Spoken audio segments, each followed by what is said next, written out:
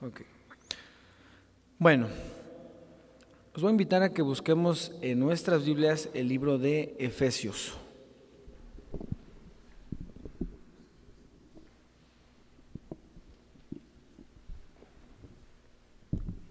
Sí. Bueno, ya es mejor. Muy bien.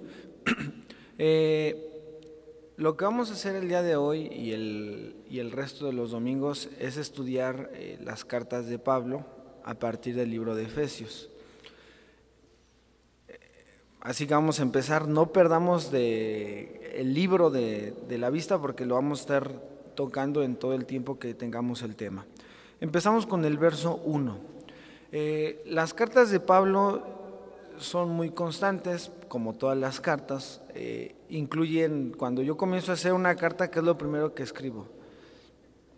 El saludo. Y pues Pablo, al escribir una carta, también está escribiendo un saludo. Y al final de la carta escribe una despedida. Y en el centro de la carta pues está todo el contenido de la carta. Si nosotros quisiéramos decir de qué trata el libro de Efesios en pocas palabras, en una frase, podríamos decir que habla de la unidad en Cristo. Ese es el tema central de toda la carta de Efesios. Y vamos a empezar con el versículo 1. Pablo, apóstol de Jesucristo, por la voluntad de Dios, a los santos y fieles en Cristo Jesús que están en Éfeso. Me interesa mucho resaltar, hermanos, la parte de la voluntad de Dios. Nosotros no podemos ser apóstoles porque queremos, ni aún estudiando la Biblia ni preparándonos lo más que podamos, no podemos ser apóstoles, porque el único que escoge a los apóstoles, ¿quién es? Es Dios mismo. Por eso Pablo lo recalca en este momento. Una constante en el libro de Efesios es que todo lo que sucede es por la voluntad de Dios. Todo, no hay nada que se escape a la voluntad de Dios. Aún las hojas que caen de los árboles no pasan desapercibidas a la voluntad de Dios. Ni las aves, dice el salmista, pasan desapercibidas ante el poder de Dios, mucho menos nosotros. Pablo, apóstol de Jesucristo, por la voluntad de Dios. Si yo les preguntara dos características, no que tenga la iglesia adventista, sino que quisiéramos que tuviera o que debiera tener la iglesia adventista, ¿qué características me darían?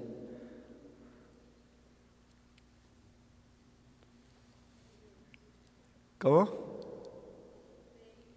Fe y oración podrían ser muy buenas características.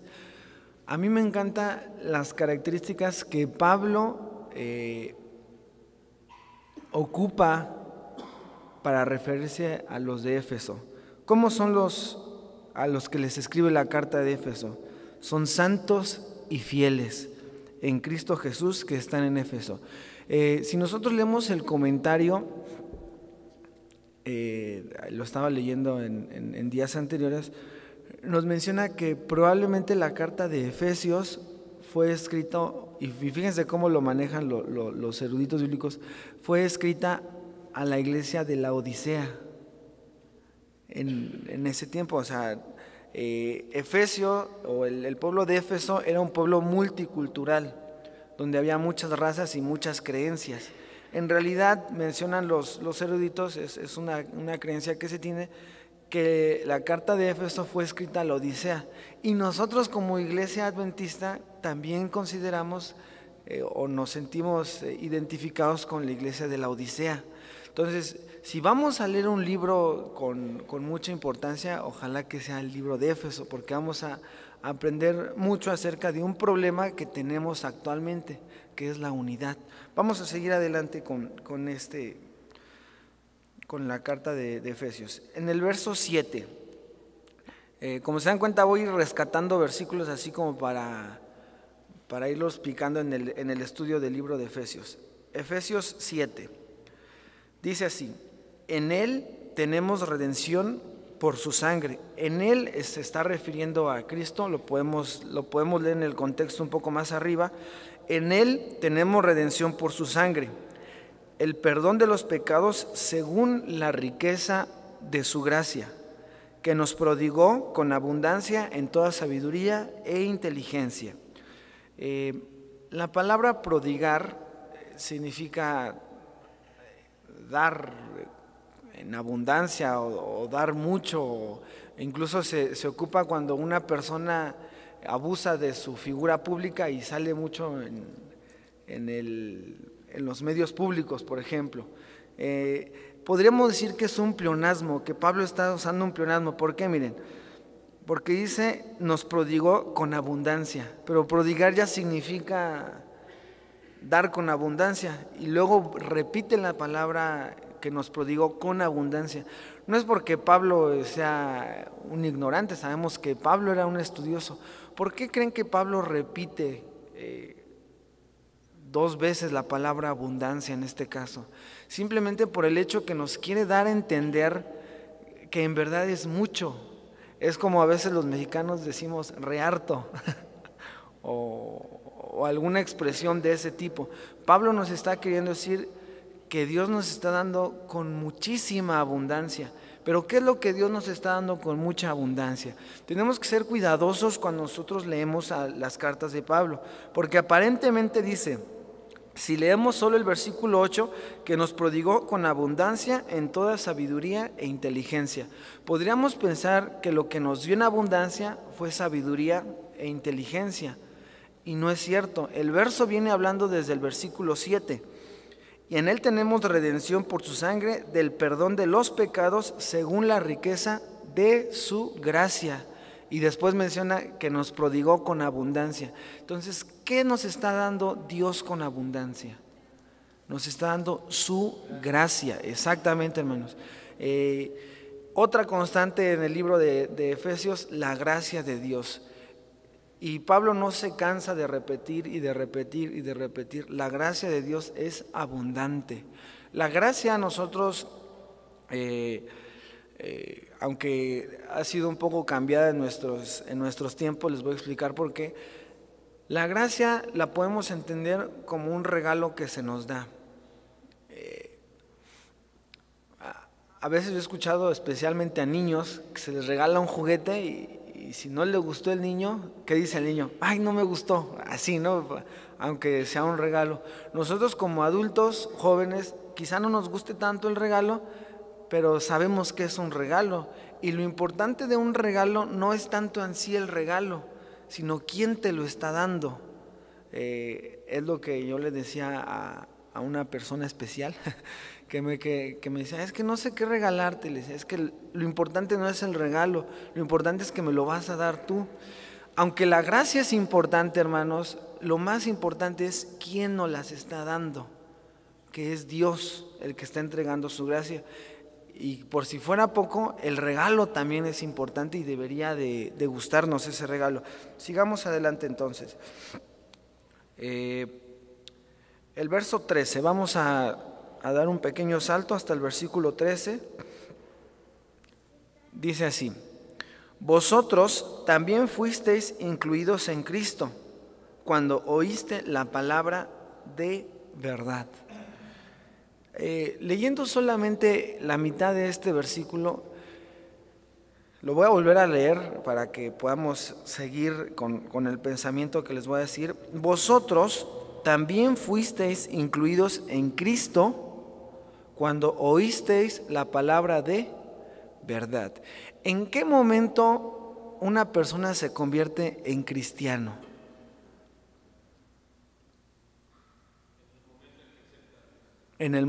Pero según lo que nosotros leímos en este versículo, en el momento en que acepta, dice el versículo, muy bien, dice el versículo, vosotros también fuisteis oídos en Cristo cuando oísteis la palabra de verdad.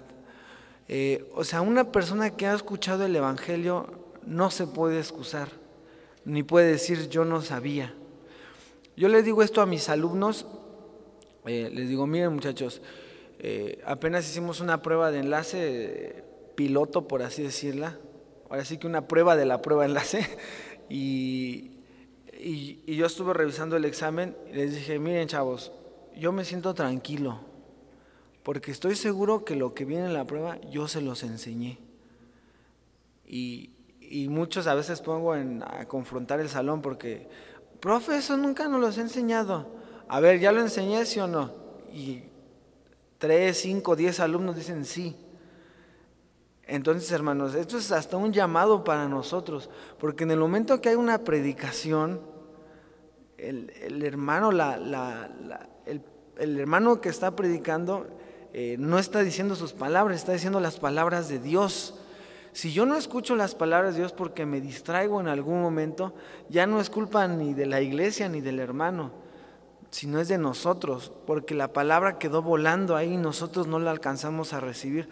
Así como el alumno, cuando el maestro da la clase y el alumno no pone la atención necesaria a la clase, ya, digamos, el maestro descansó de su responsabilidad. También nosotros, por eso debemos estar muy atentos a cualquier cosa que tenga que ver con la palabra de Dios. Sigamos adelante entonces. Vosotros también fuisteis incluidos en Cristo cuando oísteis la palabra de verdad. Y sigue el versículo, el evangelio de vuestra salvación. Y ahora sí lo que me comentaban los hermanos. Y habiendo creído, ojo, habiendo creído, fuisteis sellados en el Espíritu Santo prometido. Yo encuentro en Pablo muchas sucesiones o muchas hilaciones, así como punto 1, punto 2, etcétera, etcétera, como si fuera una receta de cocina. El primer paso, si queremos poner pasos aquí, es que oímos la palabra. El primer paso es oír. Eso significa, la palabra oír no es lo mismo que escuchar. La palabra oír es retener lo que me están diciendo y querer saber más, poner atención en lo que me dicen. Las mujeres quizá me entiendan en este punto, cuando están hablando con un caballero y les dice algo y 6 meses después se acuerdan las mujeres exactamente de lo que dijeron y el hombre dice, no, pues es que no me acuerdo. ¿Y qué dice la mujer?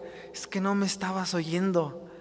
Y es justamente eso, hermanos, la importancia que le damos a la palabra de Dios. Primero entonces es oír, y después del oír, dice el mismo Pablo, viene el creer. Si nosotros seguimos esta serie de pasos, ¿qué va a pasar? Vamos a ser sellados con el Espíritu Santo prometido.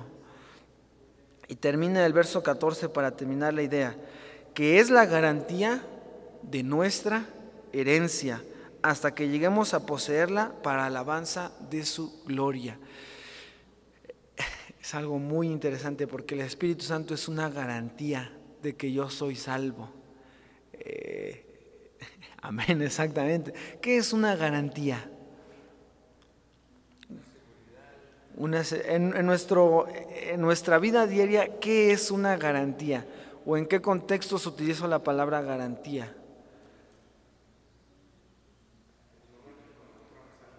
Cuando compramos algo, exactamente.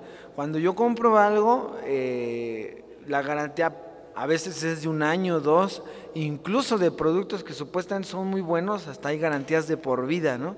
¿Qué pasa con la garantía? Si el producto me falla, me lo tienen que cambiar porque tenía garantía.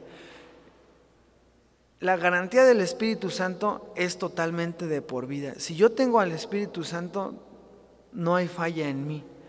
El detalle es tenerlo. Y por eso es una sucesión de pasos, hermanos, una hilación. Escucho, o oigo y creo. No podemos creer sin haber escuchado. A veces confundimos el creer con el emocionarnos. A veces confundimos el oír con el nada más ver lo que está pasando a mi alrededor y no es así. Vamos a seguir adelante entonces. Vamos a ir avanzando capítulo, quizá no pasemos ni del 2 porque hay mucho que decir del libro de Pablo. Dense cuenta que nos hemos saltado una gran cantidad de versículos. Sin embargo, vamos a comenzar con el capítulo 2. Normalmente nuestras Biblias tienen los subtemas en los capítulos. El subtema que tiene esta Biblia es perdonados de gracia. nuevamente nos va a hablar de la gracia de Dios. Empiezo con el primer versículo, que ojalá lo recordemos en todo este capítulo. Vosotros estabais muertos en vuestros, ¿qué dice ahí nuestra Biblia? La mía menciona dos cosas. Vosotros estabais muertos en vuestros delitos y vuestros pecados. Yo a veces me pongo a pensar, ¿por qué está mencionando dos cosas y no solamente pecados, como dice el hermano? Menciona dos cosas, ¿se dan cuenta? Delitos y pecados. ¿Será que hay unas cosas que son menos malas que otras cosas? Y después de eso los voy a hacer recordar un poco el libro de Levíticos. Recuerden que en Levíticos está la ley que se considera como pecado, y el libro de Levíticos maneja otra palabra muy interesante que es muy bueno que estudiáramos algo acerca de eso, la palabra inmundo. ¿Se han escuchado eso? Que si alguien toca esto es inmundo, que si pasó esto es inmundicia o el hombre está inmundo. ¿Cuál será la diferencia de esas dos cosas? Yo sinceramente no lo sé a ciencia cierta, solamente se los dejo para que ustedes vean que Pablo nos quiere decir muchas cosas.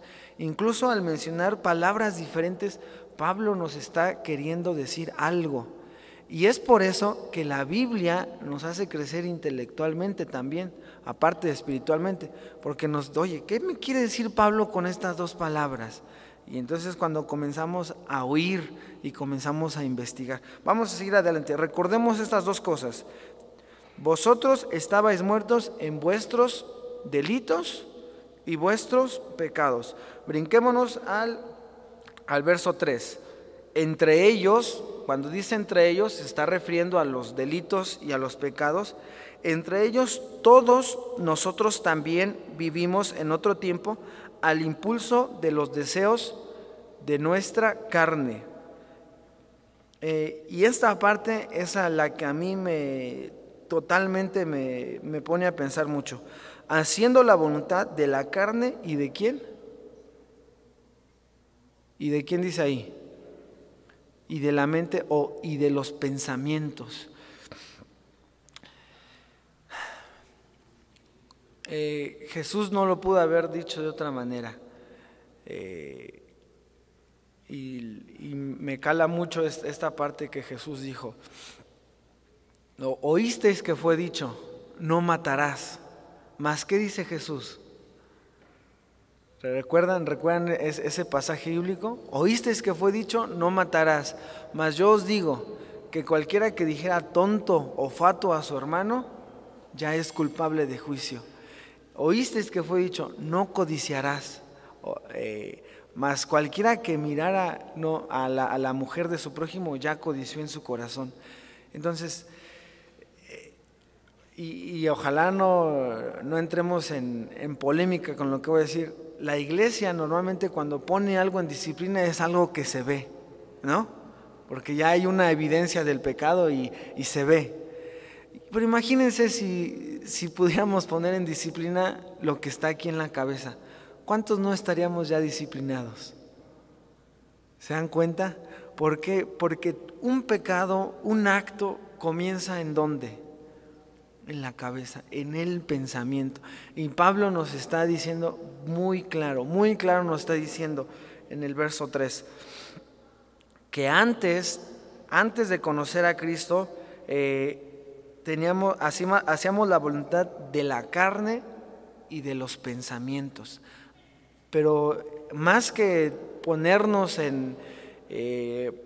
o centrarnos en que hacíamos en lo que los pensamientos pueden hacer en nosotros, quiero recalcar el tiempo en el que está hablando. Pablo está hablando en pasado.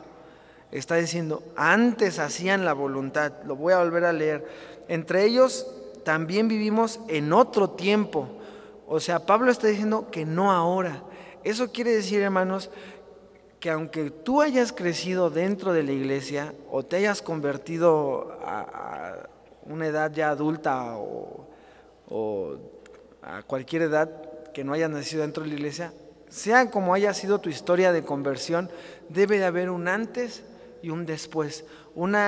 Como dice Pablo, otro tiempo, un tiempo pasado y el tiempo en el que yo estoy viviendo. Y el tiempo que yo estoy viviendo no es bajo el impulso de mi carne ni de mis pensamientos. Sigamos con la otra mitad. Y éramos por naturaleza hijos de ira. Y me encanta la última frase, hermanos. Igual que los demás. La primera vez que yo vine a la iglesia central fue como en noviembre, no del año pasado, sino del antepasado, que iba a ser el concierto, no sé si ustedes recuerdan un concierto que hubo navideño, y yo salí del metro y me dijeron, la iglesia está a 2 cuadras del metro, y yo dije, 2 cuadras, ok. Soy muy literal, la verdad, en lo que me dicen soy muy literal. Si me dicen llena una botella a la mitad, pues estoy viendo dónde es la mitad. Entonces me dijeron, está a 2 cuadras. Yo salí del metro, luego, pero del otro lado de la avenida, entonces yo me fui del otro lado 2 cuadras. Llegué ahí y pues no había iglesia adventista del séptimo día, ¿no? Y yo dije, pues empecé a caminar, o sea, al final Dios me dirigió y llegué a la iglesia, ¿no? Pero yo venía caminando y ¿saben qué andaba buscando? Andaba buscando a una mujer que no tuviera aretes.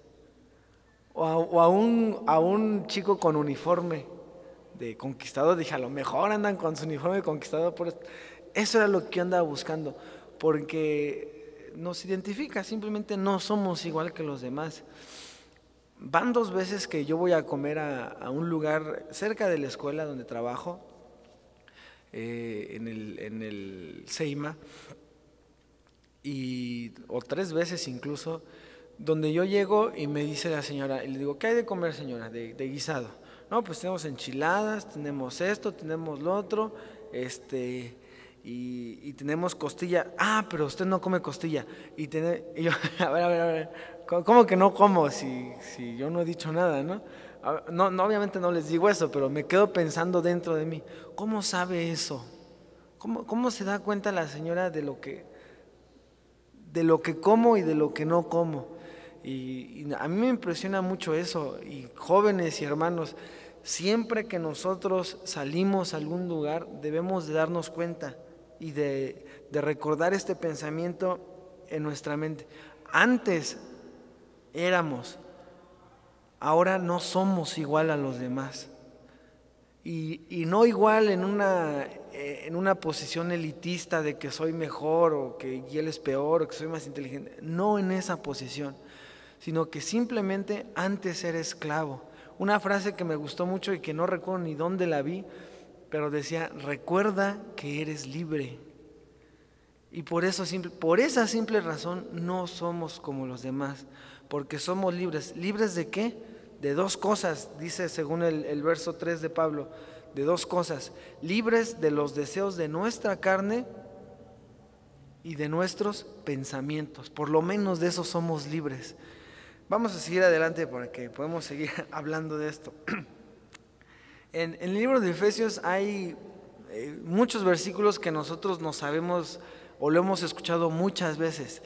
El verso siguiente lo hemos escuchado muchas veces, es el verso número 8, Efesios 2:8, a lo mejor hasta no lo sé, es una gema bíblica para los clubes. Porque por gracia habéis sido salvos por la fe, y esto no proviene de vosotros, sino que es don de Dios, no por obras, para que nadie se gloríe. Es un versículo muy bonito, ¿no? Que nos habla del amor y de la gracia de Dios. Sin embargo, ese versículo tiene un contexto muy largo, así que para comprender completamente el verso 8, vamos a comenzar leyendo desde el 4 y recordando lo que ya estudiamos acerca de los delitos y de los pecados que estudiamos en el verso 3. Pero Dios, que es rico en misericordia, por su amor con que nos amó. Otra vez, perdón, lo leí mal. Pero Dios, que es rico en misericordia, por su gran amor con que nos amó, aun cuando estábamos muertos en pecado, nos dio vida junto con Cristo. Por gracia habéis sido salvos.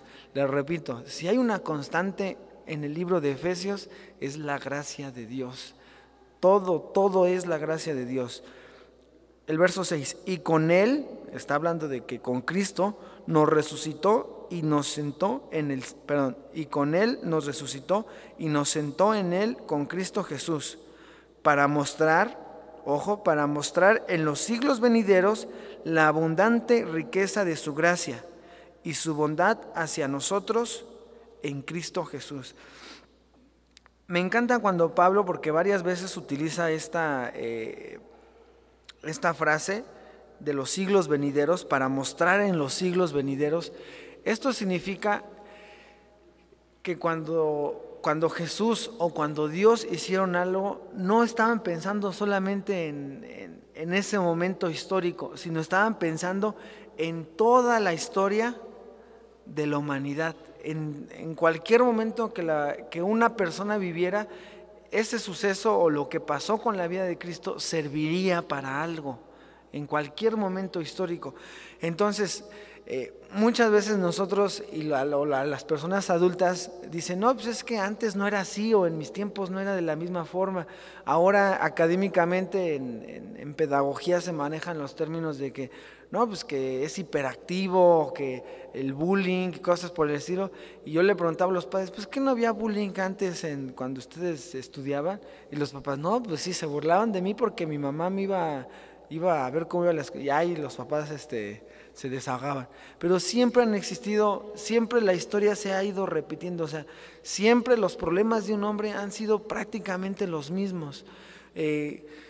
Por eso es que la palabra de Dios se ha mantenido en cualquier momento de la historia, porque no es solo un libro que podamos leer, sino es un libro que fue escrito por la voluntad de Dios y que es la palabra de Dios. Por eso es que nos puede ayudar en cualquier momento de nuestras vidas. Yo creo que a todos nos ha pasado, leemos un versículo y encontramos un detallito, ¿no? A mí me pasó cuando estaba haciendo los cuestionarios de los guías mayores. Leía el capítulo y decía, no, pero es que si lo ves de esta manera puedo hacer esta pregunta, pero si lo ves de esta otra manera puedo hacer otra pregunta. ¿Por qué? Porque la palabra de Dios nos puede ayudar en cualquier problema que tengamos como seres humanos. Sigamos entonces. Para mostrar en los siglos venideros la abundante riqueza de su gracia y su bondad hacia nosotros en Cristo Jesús. Y ahora sí dice el versículo, porque por gracia habéis sido salvos por la fe, y esto no proviene de vosotros, sino que es don de Dios, no por obras para que nadie se gloríe. Y este versículo es el que cierra todo, la primera parte, porque somos hechura suya. Y vamos a cerrarlo, creados en Cristo Jesús para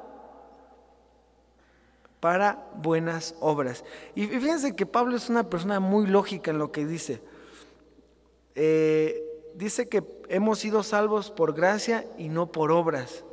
Y uno puede decir, bueno, pues sí, porque a lo mejor el que se iba a gloriar era el que hacía buenas obras. Pero nos está diciendo el mismo Pablo que somos hechura de Dios para hacer buenas obras. O sea, no somos hechos para hacer malas obras, sino buenas obras que Dios de antemano preparó para que anduviésemos en ella. Voy a terminar, yo creo que con esto, y a lo mejor con otro capítulo al final del libro, con la despedida, recalcando un tema que a lo mejor hemos escuchado incluso del mismo Pablo, que es la predestinación. Si nosotros somos predestinados para algo, es para la salvación, solamente para eso. Dios nos hizo para que siguiéramos el camino de buenas obras. El pecado o el viejo hombre, como el Pablo mismo lo menciona, es lo que nos hace desviarnos de ese camino, pero la voluntad de Dios no es esa. Muchas veces utilizamos el concepto de que Dios nos está probando a través de, y es válido, eso es cierto, porque un alumno cuando necesita reforzar su conocimiento necesita un problema que no entienda para que poco a poco lo vaya desmenuzando y lo entienda. De igual manera nosotros en nuestra vida cristiana, A veces hay cosas que decimos, ¿cómo voy a salir de aquí? El asunto es de que nosotros no resolvemos los problemas, los resuelve Dios. Simplemente nosotros como cristianos tenemos la esperanza de que Dios nos va a ayudar y nos va a sacar de ese problema. Le repito, si somos predestinados para algo, si es que lo somos predestinados para algo, es para salvación y no para perdición. Al final del libro de Efesios, vamos a irnos ya hasta el final, el verso 6, el capítulo 6, perdón, nos habla de una parte muy, muy importante. Que yo creo que todos la hemos escuchado, la famosa armadura de Dios. Me encanta que Pablo nos compare con soldados, porque los soldados son organizados, los soldados se preparan, los soldados tienen un objetivo, los soldados son disciplinados, obedientes, y no nos compara con otra palabra que son los guerreros. Los guerreros no eran así, los guerreros bárbaros no eran así, peleaban por pelear, pero los soldados eran disciplinados, eran ordenados, tenían propósito. Y Pablo, y más el ejército romano, que era un ejército bien preparado en su época, y Pablo nos está comparando con ellos. Entonces vean todas las características que en mi forma de pensar tendríamos que tener nosotros, aparte de las que Pablo dice: ordenados, disciplinados, con propósito, obedientes a un líder, etcétera, etcétera, etcétera. Vamos a ver rápidamente la armadura de Pablo. Desde el verso 10, lo voy leyendo para ir agarrando contexto. Por lo demás, hermanos míos, fortaleceos en el Señor y en el poder de su fuerza.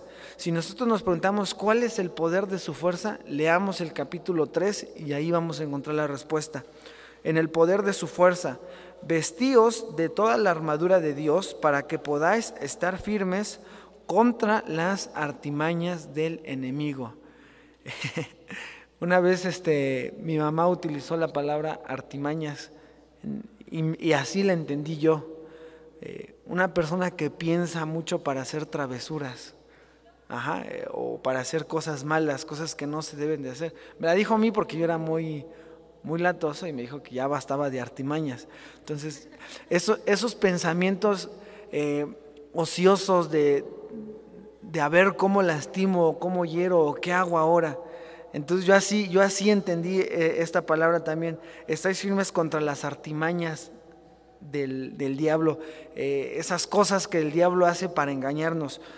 Porque no tenemos lucha contra sangre y carne, sino contra principados, contra potestades, contra dominadores del mundo de este mundo de tinieblas, contra malos espíritus de los aires. Nos da mucho de qué pensar esto, si creemos en los espíritus o cosas así por el estilo. Sin embargo, lo que me llama la atención de este capítulo, de este versículo, y lo que quiero resaltar es la idea de que nuestra lucha no es contra nosotros mismos. ¿Cuántas veces no hemos luchado contra nuestros hermanos? O contra que yo quiero hacer esto, yo propongo esto, no, pero y acabamos al hermano con nuestros razonamientos, cuando nuestra lucha no es con eso. ¿Nuestra lucha contra qué es? En una palabra, es contra Satanás y su ejército. Contra ellos es nuestra lucha. Imagínense lo que pasaría en un ejército o en un país si los mismos del ejército pelearan entre sí. Han habido varios sucesos, incluso en la Biblia, me parece que es en la historia de Josué, no recuerdo si me equivoco, por favor corríjanme, donde hubo una técnica así, se escondieron, eran muy pocos, y salieron y empezaron a hacer mucho ruido, y la Biblia menciona que estaban confundidos, que hasta se mataban entre sí. ¿Cómo se llama no recuerdo el nombre también un comandante de un ejército, ocupó la misma artimaña, atacó de noche, confundidos los soldados, también se mataron entre sí los de ese ejército, porque la confusión permite eso, y la confusión viene de la falta del estudio de la Biblia. Entonces, si estamos confundidos es cuando comenzamos a tener problemas entre nosotros mismos. Ok, vamos a terminar entonces con esto, la armadura de Dios. Después del verso 13, comienza, por tanto, tomad toda la armadura de Dios para que podáis resistir el día malo y habiendo acabado todo, quedad firmes. Ustedes pueden estudiar la armadura de Dios en sus casas como tareas si así lo gustan hacer. Solamente con este verso terminamos. Por tanto, tomad toda la armadura de Dios para que podáis resistir en el día malo. No hay manera de resistir. La única manera de resistir es ¿cómo? Tomando la armadura de Dios. Y les repito, estudien la armadura de Dios para que veamos qué es lo que tenemos que tomar. Último versículo, el 24. La gracia sea con todos los que aman a nuestro Señor Jesucristo con sinceridad. Ojalá que nosotros amemos a Jesucristo con sinceridad y no solamente con obligación. Amén.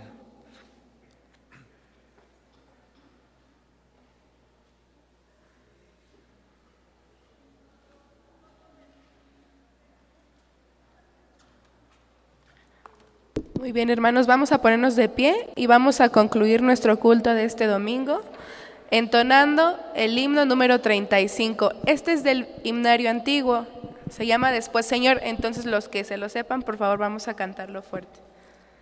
Himno número 35 para los que traen himnario. Comencemos. Después, Señor, de haber tenido aquí de tu palabra la bendita,